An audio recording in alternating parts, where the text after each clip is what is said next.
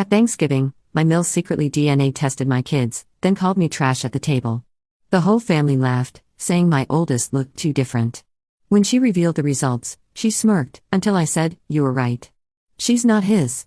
She had no idea what that actually meant, until I told them the whole truth. And then?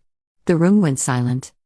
This has been a long time coming, and I'm still shaking as I type this. I, 38F, have been married to my husband Rick, 41M, for 16 years. We have 3 children, Sophia, 15F, Ethan, 12M, and Lily, 8F. My mother-in-law, Diane, 67F, has always been difficult. That's putting it mildly. She's the type of woman who believes her precious son could have done better than me because I didn't come from money like their family did. They're not ultra-wealthy, but comfortable enough that Diane has developed that particular brand of suburban entitlement that makes her think she's better than everyone else. The tension between us has always been there, simmering beneath awkward holiday dinners and backhanded compliments about my parenting, my career as a high school English teacher, or pretty much anything else she could criticize. "Oh, you still teach? I always thought you'd move into administration by now, or those store-bought cookies look adequate." I always made homemade treats for Richard when he was growing up. The usual death by 1,000 cuts that mothers-in-law like Diane specialize in. But what happened at Thanksgiving yesterday has forever changed our family dynamic, and I'm still processing the fallout. I never thought she would stoop so low, but I guess I shouldn't be surprised. The signs were always there, I just didn't want to see them. Before I get to the Thanksgiving disaster, there's something important you need to understand about our family. Something that Rick and I have kept private from his extended family for reasons that will soon become obvious. Rick is not Sophia's biological father. When I was 22, I was briefly engaged to a man named James. We met in college, and our relationship was passionate but volatile. I mistook his jealousy for devotion and his possessiveness for love. It wasn't until we were living together that I began to see the red flags. He would check my phone, question me about male colleagues, and gradually isolate me from my friends. One night, things turned dark. We had gone out to celebrate his promotion at work. The evening started well enough, nice restaurant, candlelight, wine. The waiter was friendly, just doing his job. But James kept watching every interaction with increasingly narrowed eyes. "You're enjoying his attention, aren't you?" he muttered as the waiter walked away after refilling my water glass. "What?" "No, he's just being polite," I said, confused by the sudden shift in mood. James was silent for the rest of dinner, a tense, coiled silence that made my stomach knot. I'd seen this building storm before, but it had never been this bad. On the drive home, he recounted every smile, every thank you, every moment my eyes had supposedly lingered too long on the waiter. By the time we pulled into our apartment complex, I was apologizing for things I hadn't done. When we got inside, the argument escalated. I tried to defuse the situation, saying I was tired and wanted to go to bed. That's when he grabbed my phone, demanding to see my messages, convinced I must be cheating. When I reached for my phone, he shoved me hard against the wall. "You're not going anywhere until we sort this out," he said, his voice frighteningly calm. What followed was the longest 30 minutes of my life.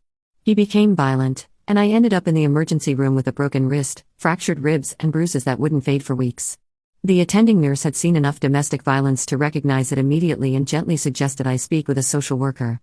With their help, I pressed charges, broke off the engagement, and got a restraining order.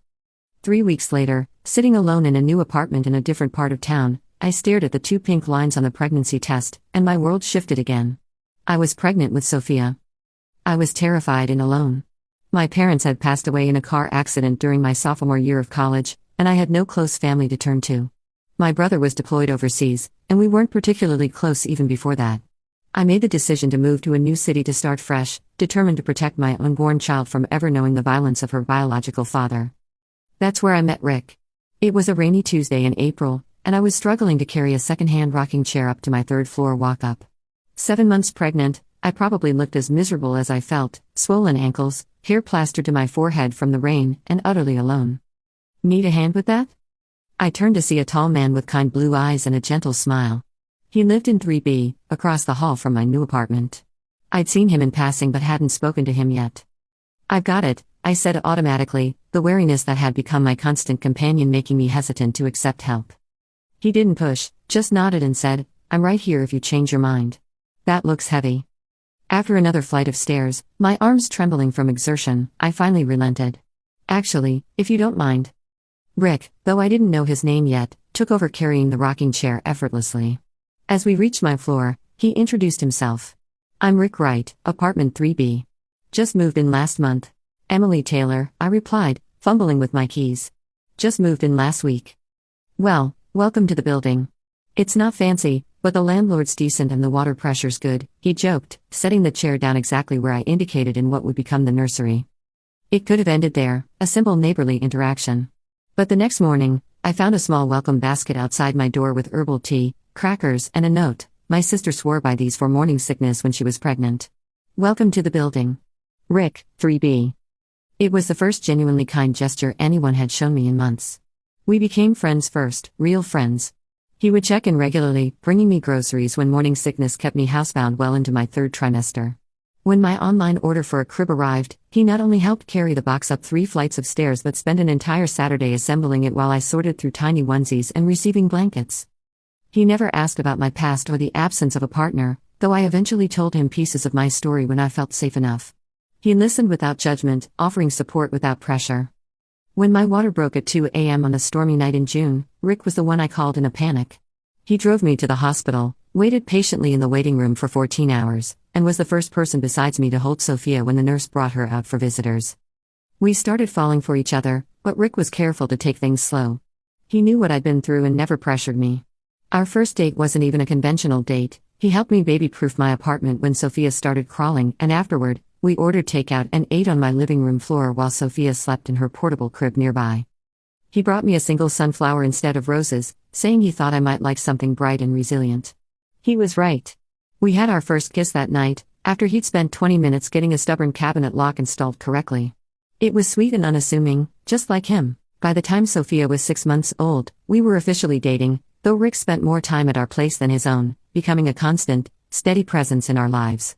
He was there for Sophia's first word, Dada, ironically enough, her first steps, her first tooth. He documented everything with the enthusiasm of a parent who didn't want to miss a moment. When she turned 1, we threw a small party in the park. As Sophia napped in her stroller afterward, Rick and I sat on a park bench, watching ducks glide across the pond. I've been thinking, he said, reaching for my hand. This past year has been the happiest of my life. I smiled, leaning into his shoulder. Mine too. He turned to face me then, his expression serious but tender. I want to be Sophia's dad. Legally, officially. If you'll have me. Are you proposing? I asked, my heart racing. I'm proposing a family, he said, pulling a small velvet box from his pocket.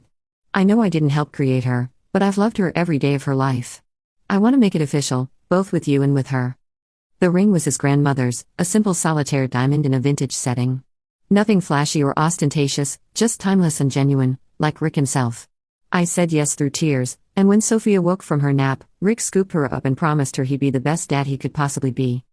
We were married 3 months later in a small ceremony at the courthouse, with Sophia in a tiny flower girl dress, chewing on silk rose petals. Rick's parents flew in for the weekend but flew back immediately after the ceremony due to his father's work commitments. They seemed nice enough, if a bit formal and reserved. I attributed their stiffness to not knowing us well, never imagining how Diane's attitude would calcify over the years. Rick legally adopted Sophia when we got married. We changed her last name to match ours, and he's the only father she's ever known. James signed away his parental rights in exchange for not having to pay child support. He wanted nothing to do with either of us after the restraining order was filed. Honestly, it was the one decent thing he ever did for us. We decided that when Sophia was older, we would tell her the truth about her biological father, but in an age-appropriate way. When she turned 13, we sat her down together and explained everything. She took it remarkably well, asking thoughtful questions and processing the information with a maturity that made me incredibly proud. She said that Rick was her real dad no matter what, and she wasn't interested in knowing James. What nobody else in the family knows is that 2 years ago, James died of a drug overdose in a motel room 3 states away.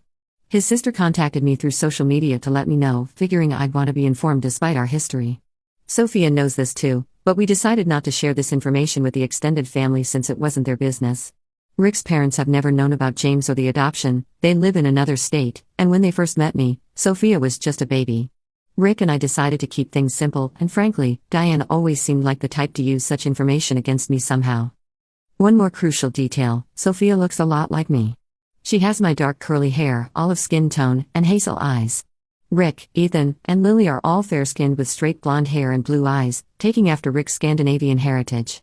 Diane has made jokes about this over the years, asking if the hospital mixed up the babies when Sophia was born, or saying things like, "It's amazing how genetics work, isn't it?" She doesn't have a single right family trait. We shut that down every time, but the comments never completely stopped. This year, Thanksgiving was at Diane and Frank's, my father-in-law, sprawling house in the suburbs. They'd moved from their modest ranch-style home to a 5-bedroom McMansion in an exclusive gated community last year, after Frank's retirement package turned out to be more generous than expected.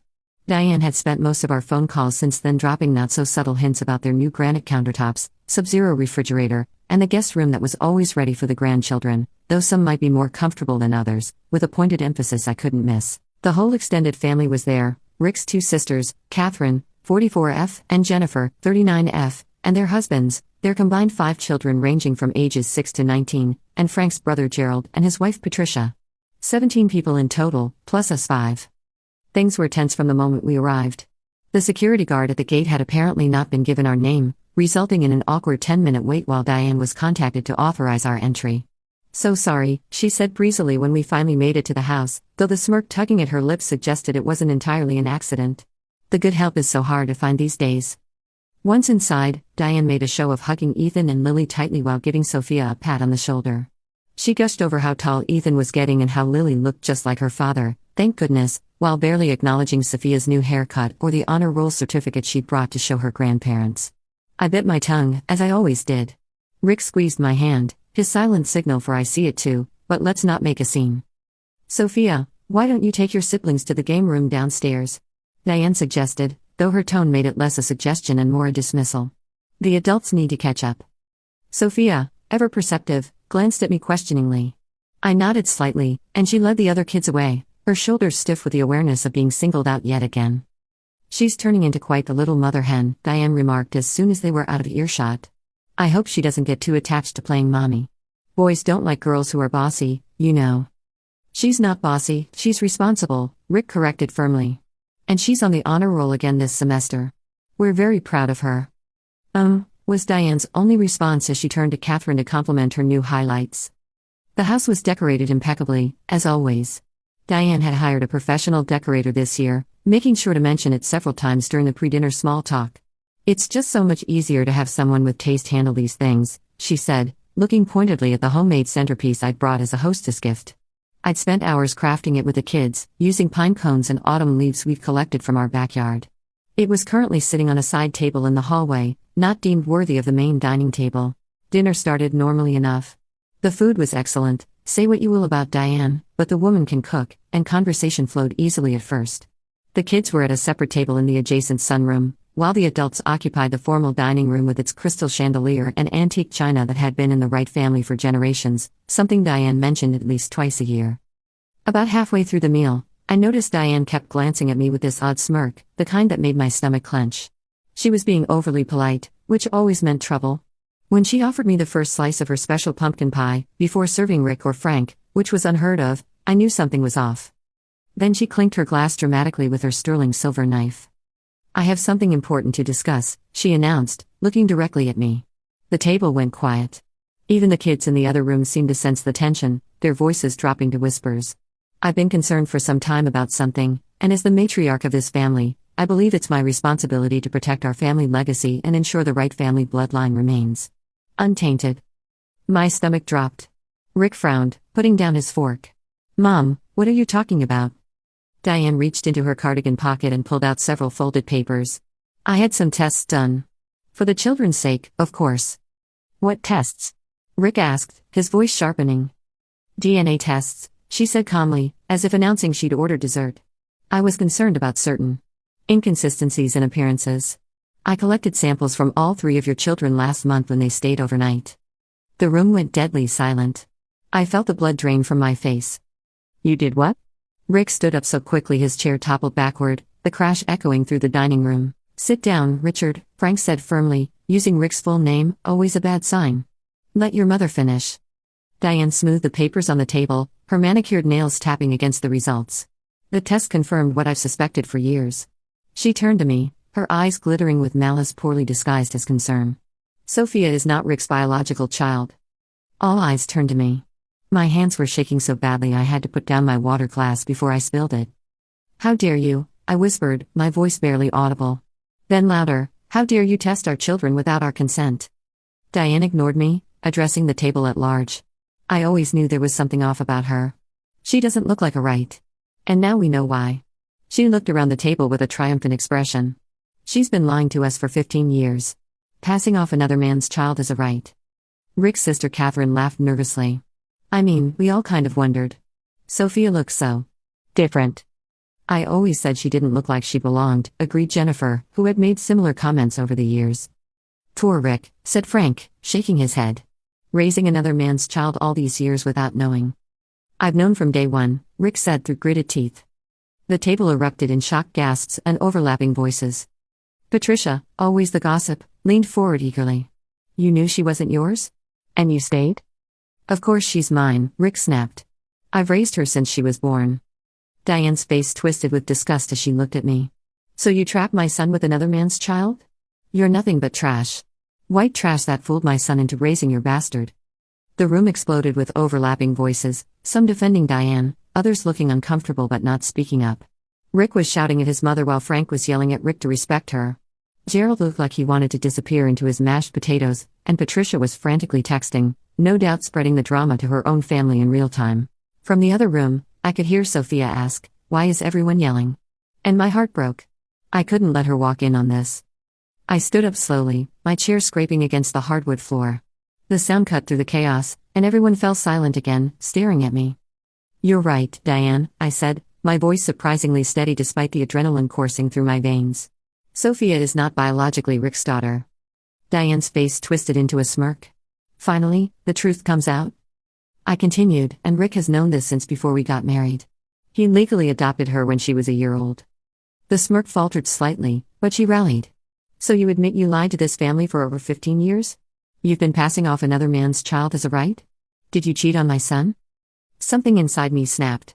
Years of enduring her subtle jabs, her preferential treatment of my other children, her constant undermining, it all came to a head. Sophia is a right. Rick is her father in every way that matters. And yes, we've known all along she has a different biological father. We were waiting until she was old enough to understand before telling her, which we did 2 years ago. I took a deep breath, then delivered the blow I'd been holding back. Since you're so interested in the truth, Diane, here it is. Sophia's biological father was an abusive man who put me in the hospital before Rick ever came into my life. I left him to protect my unborn child, and I pressed charges against him. Your son, your wonderful son that you think I'm not good enough for, he stepped up and became her father when her biological father couldn't be bothered. He chose to be her dad because that's what real men do. They don't need a DNA test to know what family means. The room was so quiet you could hear the children laughing in the next room, oblivious to the drama unfolding. And one more thing, I continued, my voice ice cold.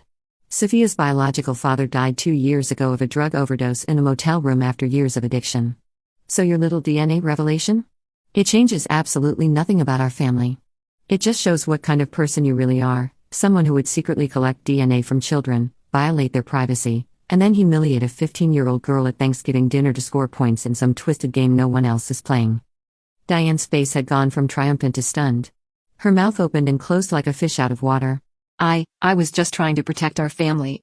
No, Rick interrupted, coming to stand beside me. You were trying to hurt my wife and my daughter.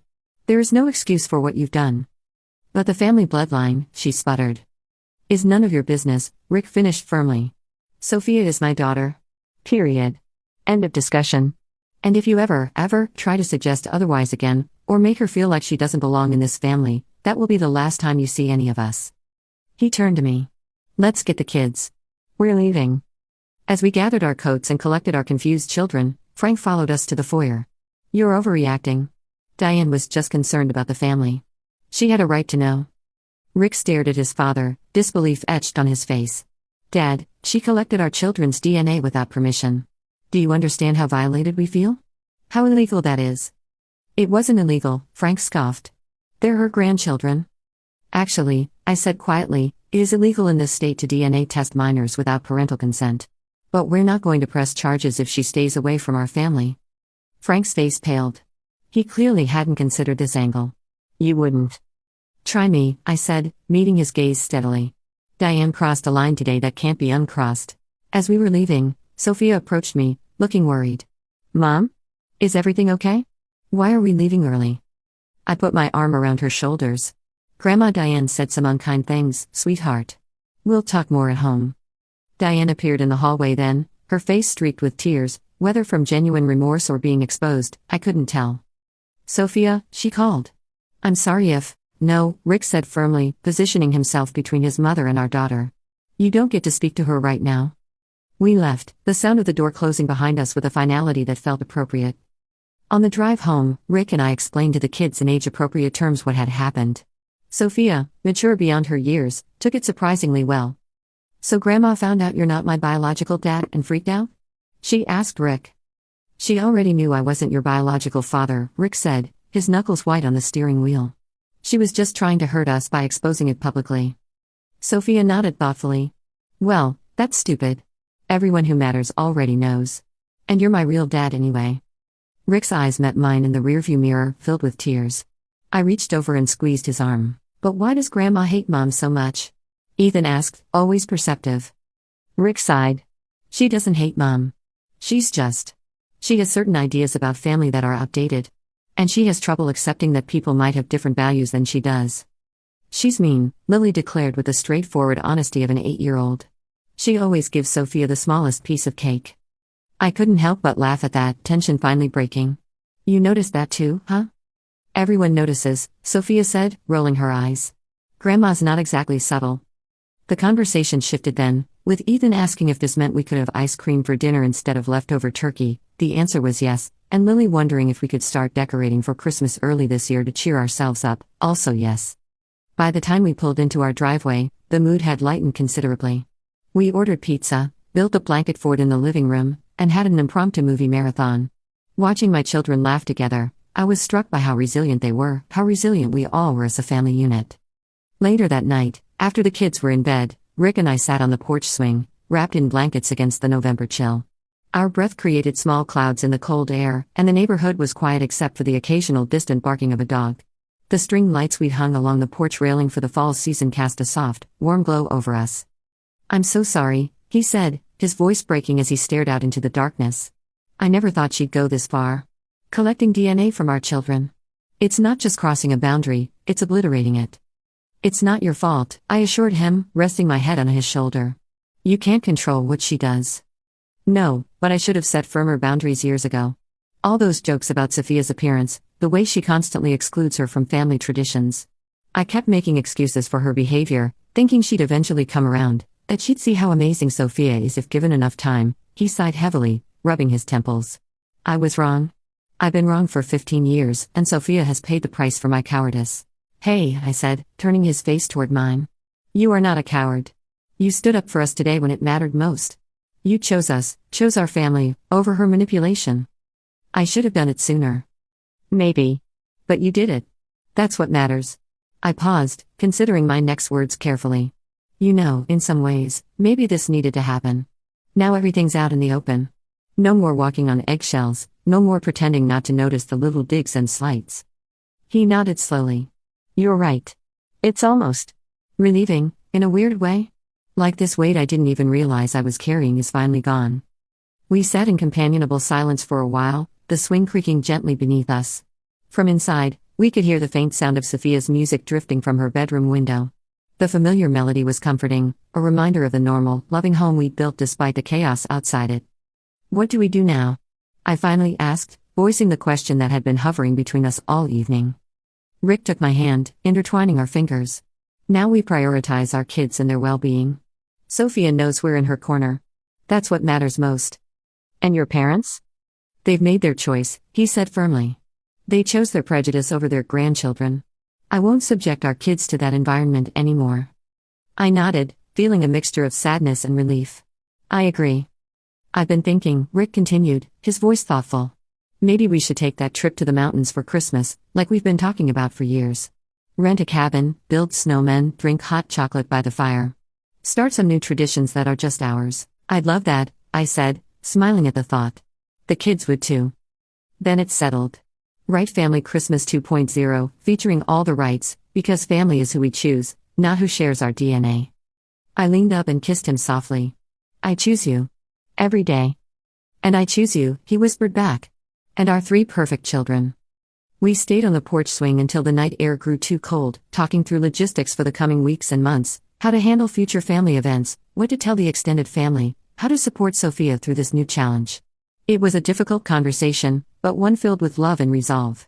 By the time we went inside, we had a plan, united as we'd always been. Since yesterday, Rick's sisters have both called to apologize for not standing up to their mother. The conversations were tearful and raw. Catherine called first, her voice strained as she admitted she's been afraid of Diane her whole life. And Jennifer confessed she's been in therapy for years to deal with her mother's controlling behavior. Both asked if we could meet up separately from their parents, saying they wanted to maintain relationships with their nieces and nephew. We're considering it. Frank sent a text saying we were welcome for Christmas dinner once everyone calms down, to which Rick responded with a simple no. Diane has called 17 times. We haven't answered. This morning, we received an email from her with a subject line, "I was only trying to protect the family." Rick deleted it without reading it. Then he blocked her number on all our phones, including the kids. We're spending the rest of the weekend as a family, our real family, watching movies, eating leftover pizza, and playing board games. Sophia asked if she could invite her best friend over, and we said yes. Life goes on. I don't know what the future holds for our relationship with Rick's parents. Part of me thinks this was a final straw after years of microaggressions and boundary violations. Another part of me recognizes they're still the kids' grandparents, and completely cutting them off might not be the right answer long term. But for now, distance seems necessary for our family's healing. What I do know is this: family isn't defined by DNA. It's defined by love, respect, and showing up for each other. Rick showed up for Sophia and me 16 years ago, and he's been showing up every day since. And that, not some family bloodline, is what truly matters. Wow, I didn't expect this post to blow up like it did. Thank you all for your supportive comments and for the awards. Gold? Platinum? Seriously? I've been reading them to Rick, and they've helped him feel validated in standing up to his family, something he's struggled with his entire life. To answer some common questions, yes, we're considering legal action regarding the DNA testing. We have a consultation with a lawyer next week. While we probably won't pursue criminal charges, we want to know our options. Several of you mentioned restraining orders, which we're definitely considering given Diane's history of boundary violations. No, we don't plan on attending Christmas at Frank and Diane's. We've decided to start our own traditions this year. We're thinking of renting a cabin in the mountains and inviting Rick's sisters and their families, but only if they understand and respect our boundaries regarding Frank and Diane. Several of you asked about Sophia and how she's coping. She's actually handling it remarkably well. This afternoon, she said something that made me so proud. "Mom, I'm kind of glad Grandma did this. Now everyone knows the truth, and we don't have to pretend anymore. Plus, I got to see Dad stand up for us." Kids are resilient, especially when they know they're loved. For those suggesting family therapy, we're already looking into it. Not to reconcile with Diane, but to help our kids process everything. A few sessions might also help Rick work through some of the guilt he's feeling about cutting ties with his parents, even though he knows it's the right decision for our family. And finally, to the person who asked if Rick has real children besides Sophia, all 3 of our children are real. Family is more than biology. I thought that was the entire point of my post. I also want to address something a few commenters brought up: whether Rick's sisters deserve a second chance. I'm torn on this. On one hand, they've been complicit in Diane's behavior for years. On the other hand, they've both reached out to apologize and seem genuinely remorseful. Catherine sent Sophia a beautiful text message today telling her how proud she is to be her aunt and how much she loves her. Jennifer has invited Sophia to stay with her for a weekend in the city next month to attend a Broadway show, something they've been planning for months.